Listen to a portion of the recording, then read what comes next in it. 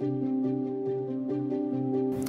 biggest news today that I announced from our company that in Fabric Care Europe with P&G, we are increasing the post-consumer recycled content, so the PCR of our liquid detergent bottles for leading brands like Ariel or Dash for up to 50% as of next year, 2020, and on our leading Lenore fabric softeners for up to 100% on PET PCR.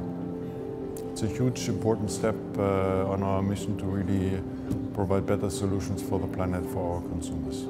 It's a huge, gigantic task that we need to take together. So this is, as I said in my speech, it takes a village to raise a child. It takes all of us as an industry, academics, association, governments, etc., to really make a huge impact on the environment and to leave the planet in a better place. We really have to make something happen. We need to move faster together, but it's about something which really requires unprecedented transformative partnerships with everybody a little bit on their own. So this one takeout is, it's a gigantic, complex task, but together I think we can make a huge difference.